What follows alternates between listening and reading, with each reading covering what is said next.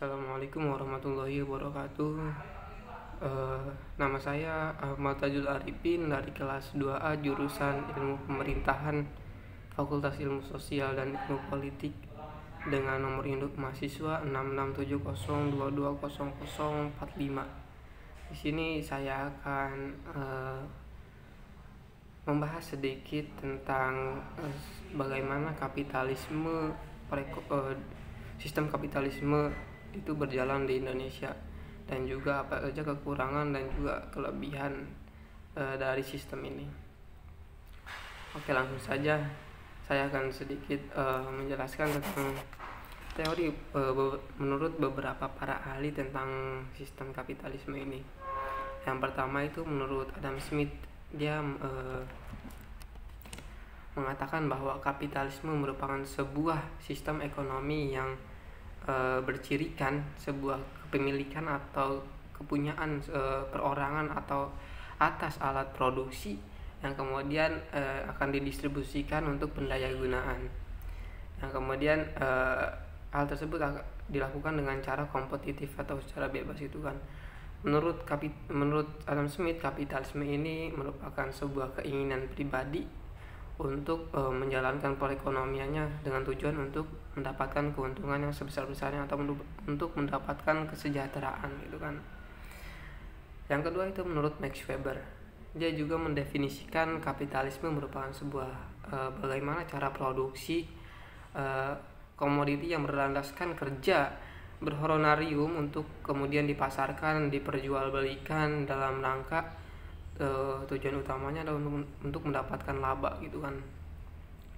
Menurut Max Weber, konsep dari kapitalisme ini seperti pertukaran gitu kan, entah itu barang, jasa ataupun hal yang lainnya yang pada intinya itu akan ingin mendapatkan keuntungan gitu kan.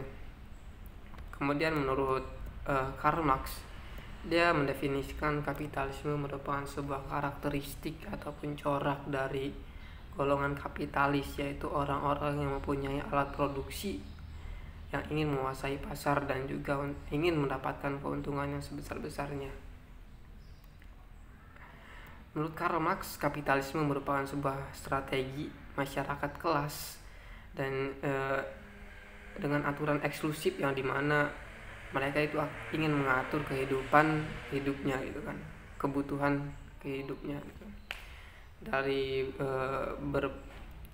beberapa para ahli tersebut bisa dikatakan bahwa kapitalisme merupakan sebuah atau kepemilikan dari seorang atau kapitalis yang mempunyai alat produksi yang ingin menjalankan sistem kapitalisme untuk mendapatkan keuntungan yang sebesar-besarnya. Bagaimana si kapitalis ini? Dia akan melakukan cara apapun untuk bersaing di pasar, untuk mendapatkan pengaruhnya di masyarakat pasar tersebut, dan juga tujuan utamanya adalah untuk mencari laba atau untuk mendapatkan keuntungan yang sebesar-besarnya. Nah, kemudian ini menjadi salah satu kelebihan dari konsep kapitalisme ini. Di sini langsung saja kelebihan dan juga kekurangan. Kelebihan dari kapitalisme itu tadi kan mereka akan bersaing untuk mendapatkan keuntungan dengan cara mereka akan mengupgrade kualitasnya, dia akan mencari inovasi-inovasi yang terbaru, mereka akan melakukan cara apapun untuk mendapatkan pengaruhnya ke masyarakat, sehingga barang-barang atau jasa yang mereka produksi itu kan akan terjual habis dan juga bisa mendapatkan keuntungan yang sebesar-besarnya. Tetapi kekurangan dari konsep ini adalah bagaimana kapitalisme itu akan menumbuhkan persaingan yang tidak sehat. Karena kenapa? Contoh nih, kapitalis yang sudah besar, sudah mempunyai alat produksi yang lebih besar, lebih banyak, lebih kompleks, dia akan lebih mudah untuk menguasai pasar. Karena kenapa? Karena barang-barang atau jasa-jasa yang mereka produksi itu akan lebih banyak dan juga akan lebih kualitasnya akan lebih bagus ya, bisa dikatakan. Karena kenapa, dengan alat yang lebih banyak mereka akan atau alat yang lebih kompleks, mereka akan mendapatkan kualitas yang lebih baik, sehingga kekayaannya itu tidak akan merata. Kesejahteraan dari keuntungan di pasar itu tidak akan merata dari pengusaha-pengusaha kecil atau kapitalis kecil yang mempunyai alat produksinya lebih sedikit itu kan. Karena kenapa, dari sistem kapitalisme ini kan adanya kebebasan dari para individu untuk melakukan cara terbaik dengan tujuan itu bersaing di pasar dan juga mendapatkan keuntungan. Nah, langsung saja saya akan memberikan salah satu contoh kasusnya bagaimana kapitalisme ini dijalankan oleh seorang kapitalis di Indonesia, yaitu saya akan menyebutkan salah satu brand Kompas. Dia itu merupakan salah satu brand sepatu yang sangat terkenal di Indonesia. Karena kenapa? Karena pada dasarnya mereka itu menerapkan sistem kapitalisme, di mana mereka itu mempunyai alat produksi dan juga mempunyai pengaruh yang besar di masyarakat. Karena kenapa, ketika mereka meluncurkan atau launching produknya, mereka selalu memberikan label limited edition. Nah, dimana label ini berkesan itu mewah lah ya, karena di pikiran masyarakat barang ini tuh langka, tidak ada yang menyerupai dari orang lain gitu. Jadi saya harus membeli barang ini karena limited edition ini barang yang mewah gitu kan.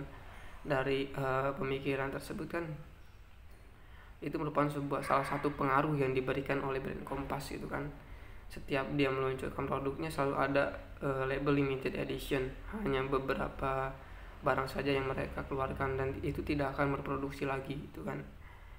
Dari hal ini bisa dikatakan bahwa brand Kompas ini menjadi salah satu brand yang sangat terkenal dan itu sangat laris, bahkan tidak sampai membutuhkan waktu yang lama. Dia hanya membutuhkan waktu 2-5 menit, barang yang mereka keluarkan itu langsung habis terjual, karena masyarakat di Indonesia sudah terpengaruh oleh ideologi mereka gitu kan.